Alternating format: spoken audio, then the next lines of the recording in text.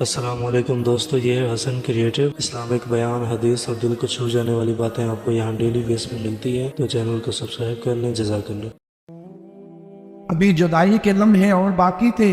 حضرت سلمان فارسی رضی اللہ تعالیٰ عنہ فرماتے، مدینے کے قریب لے جا کے ام القریٰ ایک بستی تھی، انہوں نے میرے ساتھ دھوکہ کیا، جو لے جانے والے تھے وہ یہودی تھے، انہیں مجھے وہاں جا کے بیچ دیا۔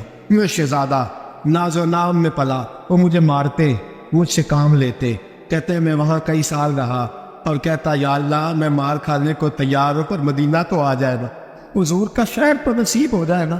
حضرت جناب سلمان فارسی کہتے ہیں اس یہودی کا چچا بیٹا، اس کا چچا زاد بھائی، اس کا کزن بنو قریظہ یہودیوں کے محلے سے آیا، مجھے اس نے کام کاج کرتے دیکھا، کھیتی باڑی کرتے دیکھا، تو کہنے لگا توجہ ہے آپ کی، جاگ رہے ہیں آپ لوگ، میری بات کی سمجھ آ رہی ہے؟ کہنے لگا غلام بیچو گے؟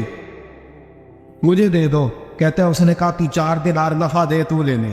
کہتے ہیں اس نے 4 دینار نفع لیا اور مجھے باندھ لیا اونٹ کی پشت پہ، ہاتھ میرے باندھ لیے، پیر باندھ لیے، میں رونے لگا، میں تڑپنے لگا۔ کہتے ہیں اچانک بنو قریظہ مدینے کا ایک محلہ تھا، یہاں یہودی رہتے تھے، کہتے ہیں وہاں کا وہ رہنے والا شخص، اچانک میری آنکھ کھلی تو ٹھنڈی ٹھنڈی ہوائیں، اچانک میں نے آنکھیں کھولی تو کھجوروں پہ لمبے چوڑے درخت، اور میں نے دیکھا تو پہاڑیاں بھی معطر سی، فضائیں بھی کرم کرم والی، عطا ہی عطا۔ کہتے ہیں 2 آنسو گرے اور میں ہنس پڑا، آنکھوں میں آنسو، لبوں پہ مسکراہٹ۔ حضرت سلمان فارسی رضی اللہ تعالیٰ عنہ کہتے ہیں میں کہنے لگا تجھے کیا ہوا؟ سارے رستے تو بہت تھا، اب کیا ہوا؟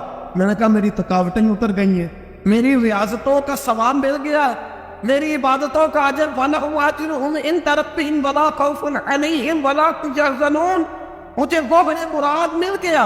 کہتے ہیں اس نے مجھے وہاں رکھا، کام کاج کرانے لگا، وقت گزرتا گیا۔ ایک دن کھجوروں اوپر چڑھ کے میں کھجوریں توڑ رہا تھا، مست تھا، تھوڑی تھوڑی عربی میں نے سیکھ لی، ہلکی پھلکی باتیں سمجھنے لگا، جواب دینے لگا، فارسی نسل تھا۔ کہتے ہیں میں کھجوریں توڑ رہا تھا، میرے مالک کا بھائی دوڑا آیا، توجہ ہے آپ کی، آیا آگے کہنے لگا بھائی پتہ تجھے کیا ہوا؟ پتہ؟ کہتے میں نے کوئی توجہ نہیں دی، یہ روز ایسی باتیں، پتہ تانا خبر کیا ہے؟ کیا ہوا؟ کہنے لگے وہ جس نے دعویٰ کیا تھا نا نبوت کا، وہ مدینے آ گیا، وہ جنہوں نے دعویٰ کیا تھا نا نبوت کا وہ مدینے آ گئے ہیں۔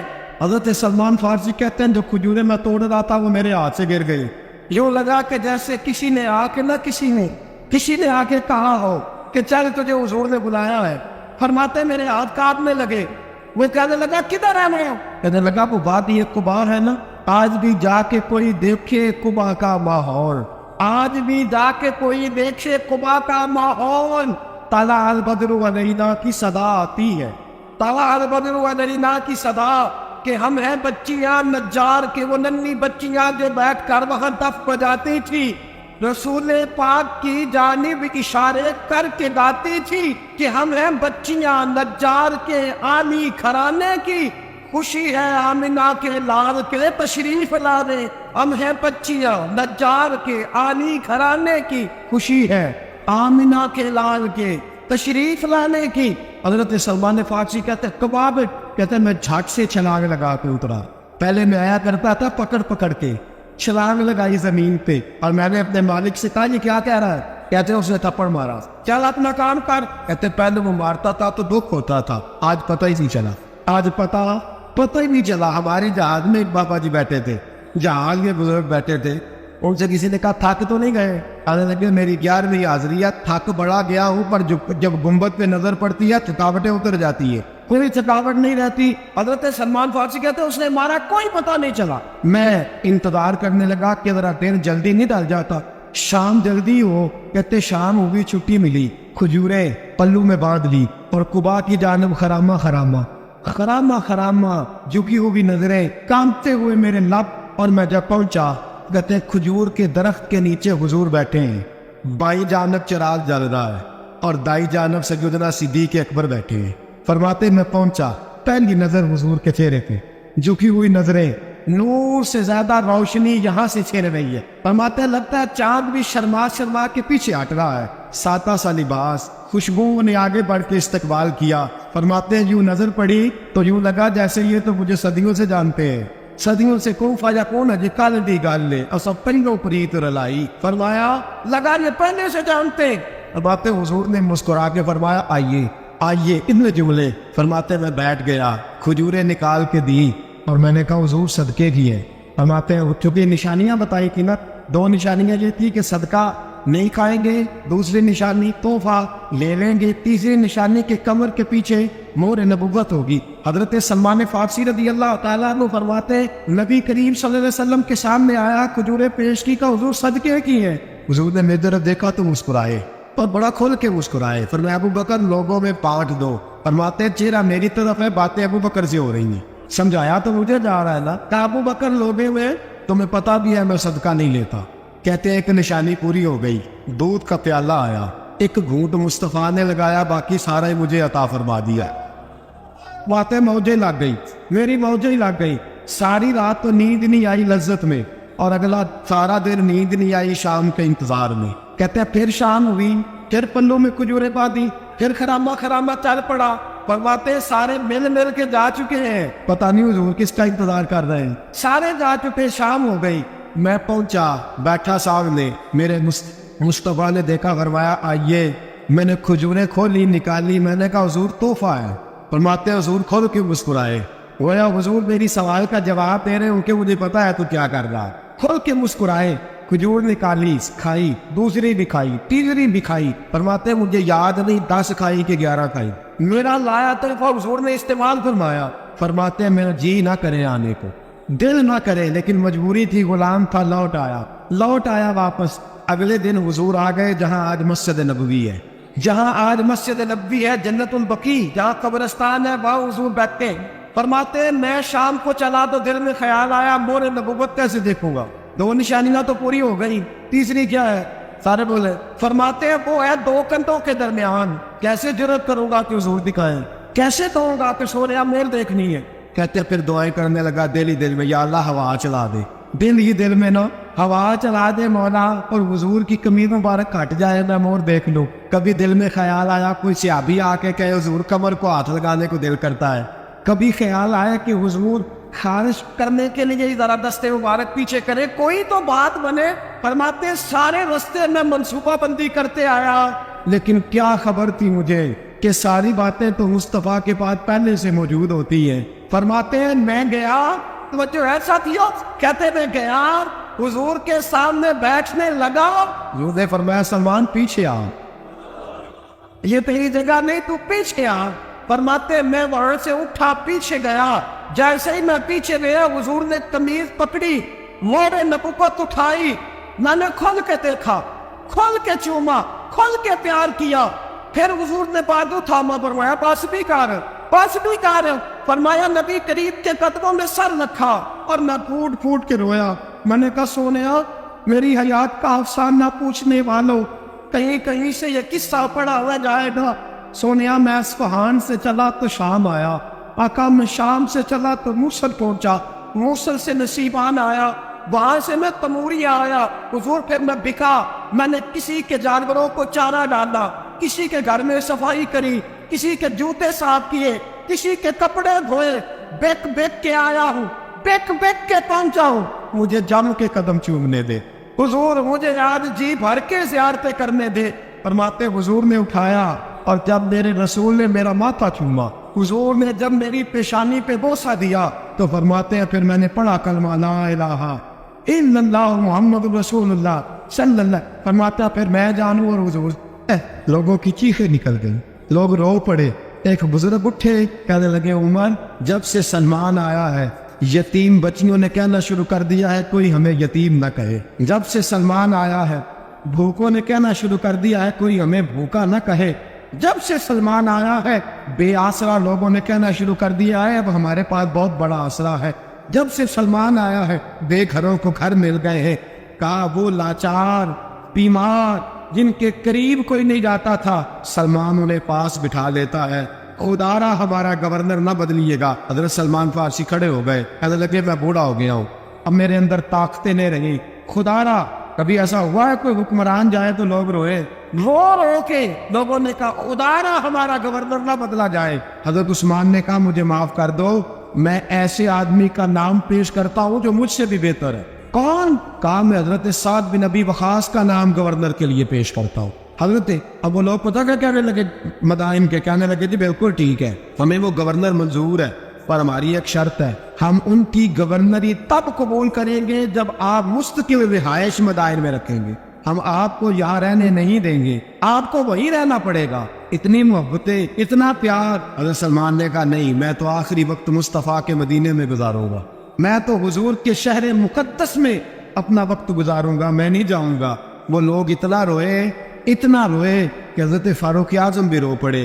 فرمایا اے سلمان آپ واپس چلے جائیں، ان لوگوں کا خلوص آپ کی محبت سے بہت زیادہ ہے، آپ جائیے۔ حضرت سلمان فارسی مدائن آ گئے، جناب سعد بن ابی وقاص رضی اللہ تعالیٰ عنہ گورنر بن گئے۔ 3 لوگوں کے ساتھ ہمیشہ تھا، حضرت ابو درداء تو وصال کر گئے، 3 لوگوں سے یارانہ رہا، ایک حضرت عبداللہ بن سلام سے، ایک حضرت سعد بن ابی وقاص سے کیونکہ وہ پاس تھے، اور تیسرا اکثر ٹائم نکال کے مدینے جاتے تھے۔ کس لیے آئے ہو؟ کہا ایک تو روضہ رسول کی زیارت کرنے آیا ہوں، اور دوسرا میں امام حسن سے ملنے آیا ہوں۔ ساری زندگی نبی پاک کے نواسوں کے پاس آتے، بات کوئی نہ کرتے، ذکر کوئی نہ کرتے، حضور کے شہزادوں کے پاس آتے، امام حسن سے ہاتھ ملاتے، امام حسن کا چہرہ دیکھتے رہتے، آنسو بہاتے رہتے، کتنی دیر کھڑے رہتے، امام حسن کی زیارت کرتے، واپس چلے جاتے۔ جب بوڑھے ہو گئے، زیادہ کمزوری آئی، تو حضرت سعد بن ابی وقاص کو پیغام دیا، کہا کسی طریقے مدینے پیغام بھیجیے، پر امام حسن سے کہیے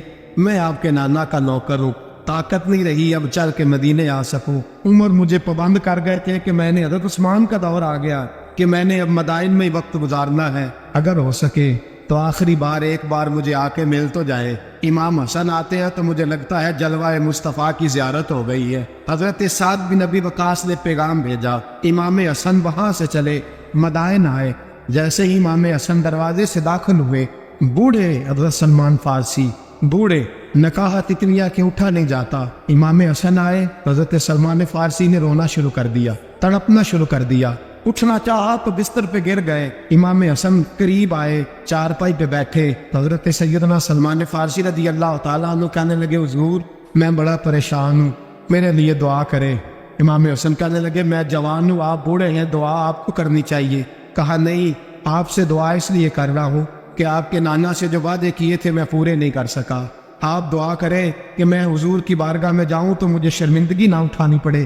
حضرت سلمان فارسی رضی اللہ تعالیٰ عنہ سے امام حسن کہنے لگے وعدہ کیا کیا تھا، کیا نہیں پورا کر سکے؟ عرض کی حضور نبی کریم نے فرمایا تھا اتنا مال پاس رکھنا جتنا مسافر کے پاس ہوتا ہے، یہ حضور نے مجھ سے کہا تھا، میں وعدہ پورا نہیں کر سکا، دیکھیے میرے گھر میں کتنا مال ہے، کتنا سرمایہ ہے۔ امام حسن کہتا ہے میں نے مال دیکھا تو 1 مٹکا پانی پینے کا، 2 پیالے پانی پینے کے، 1 مشکیزہ، 1 چٹائی وہ بھی ٹوٹی ہوئی۔ فرماتے ہیں میں نے کل مال کا حساب لگایا تو میں نے کہا حضور یہ تو 15 دینار سے زیادہ نہیں بنے گا، رو کیوں رہے ہیں؟ کہنے لگا امام حسن سے عجیب جملے ہیں، عجیب جملے ہیں۔ کہنے لگے طبقات ابن سعد میں، کہنے لگے اچھا اگر قیامت کے دن رسول پاک نے میری سرزنش فرمائی اور اگر نبی پاک صلی اللہ علیہ وسلم ناراض ہوئے تو اے سیدہ فاطمہ کے شہزادے آپ سفارش تو کریں گے نا میری، آپ میری سفارش تو کریں گے حضور کی بارگاہ میں؟ حضرت سعد بن ابی وقاص بھی آئے، رونا شروع ہو گئے، کہا ہاں مجھے امید ہے کہ آپ کی سرزنش نہیں ہوگی، آپ کو بغیر حساب کتاب جنت ملے گی۔ حضرت سلمان فارسی رضی اللہ تعالیٰ عنہ نے وصیت فرمائی، توجہ ہے آپ کی؟ لوگ کہتے ہیں تم نے آج یہ عشق کے ترانے ڈھونڈ لیے ہیں، پتہ نہیں کہاں سے لے آئے ہو۔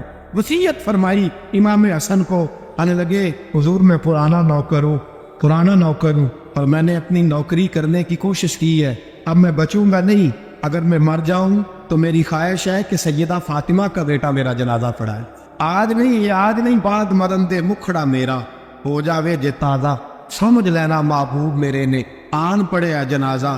امام حسن نے جنازہ پڑھایا اور حضرت سعد بن ابی وقاص رضی اللہ تعالیٰ عنہ ان کے قریب گئے، کہنے لگے جاتے جاتے کوئی نصیحت ہی کر جائے، تو فرمایا 3 چیزوں کا خیال رکھنا، ایک روایت میں 4 ہے، 3 کا خیال رکھنا، یا تو جہاد کے رستے میں انتقال کر جانا، یا جہاد کے رستے میں انتقال کر جانا، یا حج اور عمرے کے رستے میں مر جانا، یہ نہ ہو سکے تو قرآن سیکھتے سکھاتے دنیا سے رخصت ہو جانا۔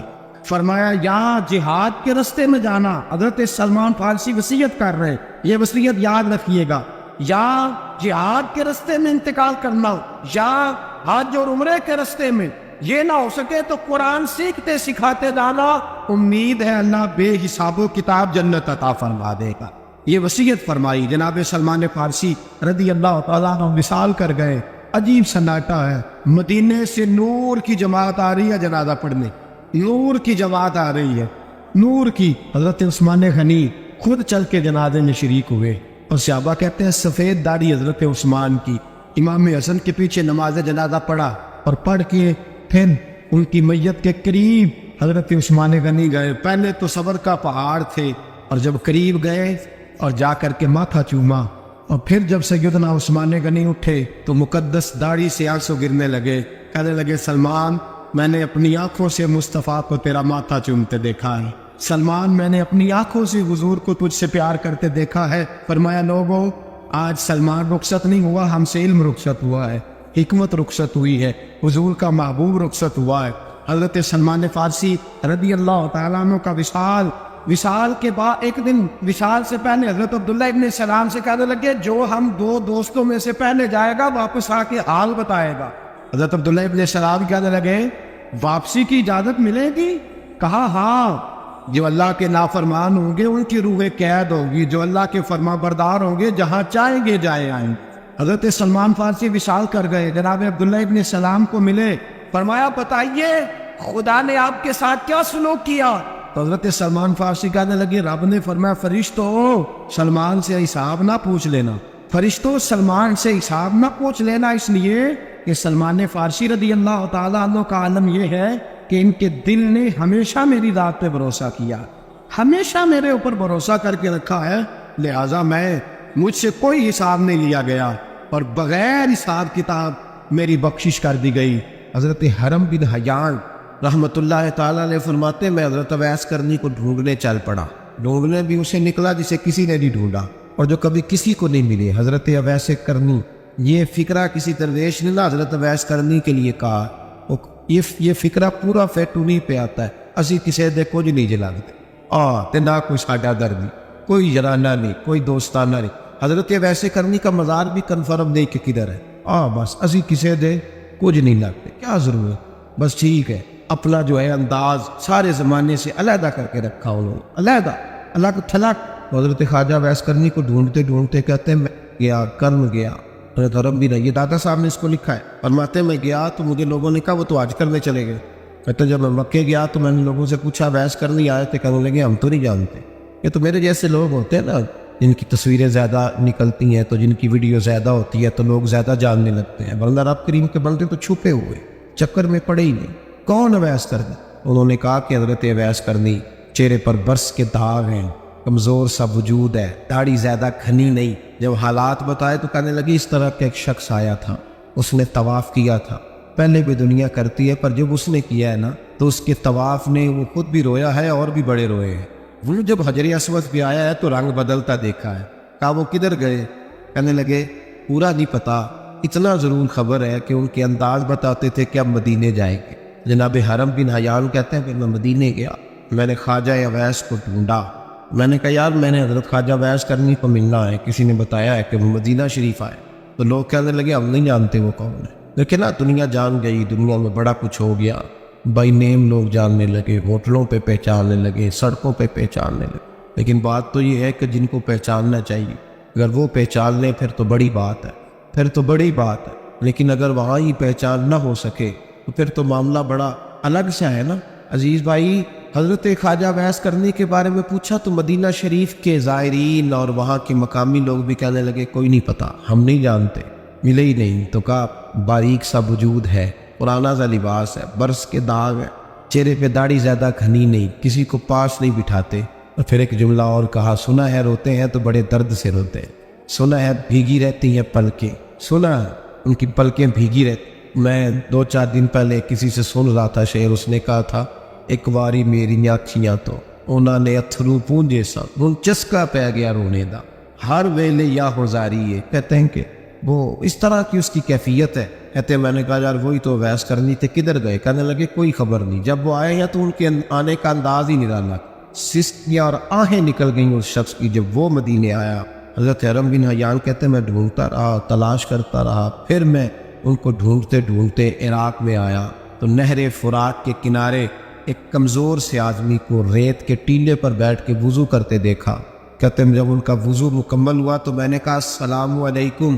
کہتے انہوں نے چہرہ نہیں پھیرا، وہیں بیٹھے بیٹھے کہنے لگے وعلیکم السلام یا حرم بن حیان، یا حرم بن حیان وعلیکم السلام۔ کہتے میں نے کہا کہ من انت، آپ کون ہے؟ تو کہنے لگے وہی ہو جسے تم مکے اور مدینے ڈھونڈتا رہا۔ تو کہتے میں نے کہا حضور آپ میرا نام کیسے جانتے ہیں؟ بڑا خوبصورت جملہ ہے، اللہ کرے آپ کو یہ یاد رہے، سبق کبھی نہ بھول، یہ سبق کبھی نہ۔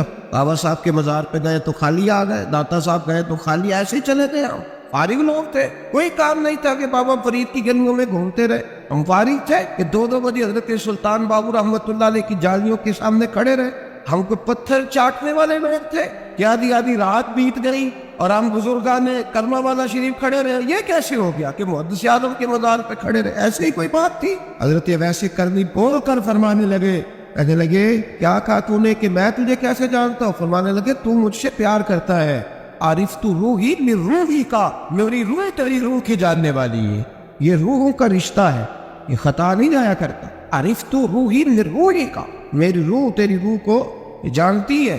یہ کیسے ہو گیا؟ کوئی ایسے لوگ تھے تو اتنی جگہ مجھے تلاش کر آیا اور میں تجھے جانوں نہ؟ یہ کیسے ہو سکتا ہے؟ یہ کیسے ممکن ہے؟ تو ڈھونڈتا رہا گلی گلی اور میں کہوں کہ میں تجھے جانتا نہیں؟ فرمایا حرم بن حیان میں ہاں میں دعا کرتا ہوں اللہ کی بارگاہ میں کہ رب کریم مجھے اور تجھے جنت میں اکٹھا کر دے۔ کہتے ہیں جب انہوں نے یہ دعا کی تو وہ چل پڑے۔ میں نے کہا حضور کہاں جا رہے ہیں؟ فرمانے لگے میرا پیچھا نہ کرنا، میں کسی اور منزل کا مسافر ہوں، اور جس رستے میں چل رہا ہوں نا ان منزلوں پہ ساتھ نہیں کسی کو لیا جاتا، یہ میری اپنی ذاتی منزل ہے، اس پہ پاؤں پہ چھالے ذرا سخت ہوتے ہیں، ہر آدمی کا کام نہیں یہاں چلنا، تو مجھے تنہا رہنے دے اور مجھے اپنی مرضی سے چلنے دے۔ کہتے میں نے منت کی تو کہنے لگے بس انہیں جدوجہد بڑی کی تھی تو تیرے ساتھ ملاقات کر لی، تجھے پہچان لیا، تیرے ساتھ بات کر لی، ورنہ میں کہہ چکا ہوں اسی کسے دے کچھ نہیں لگ دے۔ اسی لیے میں نے حضرت غالباً امام شورانی رحمۃ اللہ علیہ یہ حوالے سے پڑھا ہے کہ قیامت کے دن جب حضرت ویسے کرنی جنت میں جائیں گے تو ممکن ہے اس وقت بھی لوگوں کو دیدار نہ کرایا جائے، بلکہ امام شورانی کہتے ہیں اللہ 70,000 فرشتے ان کی شکل کے پیدا فرمائے گا اور ان کے جھرمٹ کے اندر چھپا کے انہیں جنت میں داخل کرے گا۔ ملاقات کس سے ہوگی؟ صرف انہی سے ہوگی جن کے لیے انہوں نے زندگی گزاری، یا خدا سے ملیں گے یا مصطفیٰ کریم سے ملیں گے۔ یہ لوگ تو محبت کریں، صالحین کا پیار، نیک لوگوں کی محبت، صالحین کی محبت رستہ آسان کریں۔ کوئی شک نہیں کہ زمانے میں سارے لوگ اچھے نہیں ہوتے، برے لوگ بھی آئے ہیں مارکیٹ میں، ہوتے ہیں، لیکن 2 4 5 10 بروں کو لے کر کے اچھوں کی محبت چھوڑ دیں گے، نیک لوگوں کا ذکر چھوڑ دیں گے، ان کا پیار چھوڑ دیں گے، ان کا تذکرہ پڑھنا چھوڑ دیں گے، ان کے پاس بیٹھنا چھوڑ دیں گے۔ گزشتہ دور میں جو بادشاہ بھی نیک ہوئے نا وہ بھی صالحین کی محبت کی وجہ سے نیک۔ اورنگزیب عالمگیر اگر کچھ بہتر ہوئے تو اس لیے کہ ملا جیون نیک آدمی سے محبت کرتے۔ محمود غزنوی کی بہتری کا سبب یہ تھا کہ حضرت سیدنا ابو نصر خرقانی کے پاس جایا کرتے۔ صالحین کی محبت نے بادشاہ کے رخ بدلے، بادشاہ ان لوگوں کو پیار تھا، وہ اعلیٰ جہانگیر بادشاہ جایا کرتا تھا خواجہ اجمیر کے آستانے پر۔ لوگ کہتے ہیں کہ بڑے سخت دنوں میں بھی ہم اس کی آنکھوں میں آنسو دیکھا کرتے، درد والی جگہ پہ جاتے تھے نا لوگ تو درد مند ہو جائے، اس لیے صالحین کا پیار کبھی نہ چھوڑ، کبھی نہ چھوڑ۔ میرے بھائی کپڑوں پہ مٹی پڑ جائے نا تو کپڑے دھوئے جاتے ہیں، اتار کے پھینکے نہیں چاہتے، چیزیں غلط ہو جائیں تو گرد جاڑی جاتی ہے، اس نظام کو چھوڑا۔ صالحین کا پیار کبھی نہ چھوڑنا، کبھی نہ چھوڑ۔ رب کریم کے بندوں کی محبت اللہ تبارک و تعالیٰ کے قریب کرے گی آپ، اللہ کے بندوں کی محبت آپ کے اندر جلوے پیدا۔ اگر آج کا بیان آپ لوگوں کو اچھا لگا ہو تو چینل کو سبسکرائب اور ویڈیو کو لائک اور اپنے دوستوں کے ساتھ شیئر کرنا نہ بھولیں۔ جزاک اللہ۔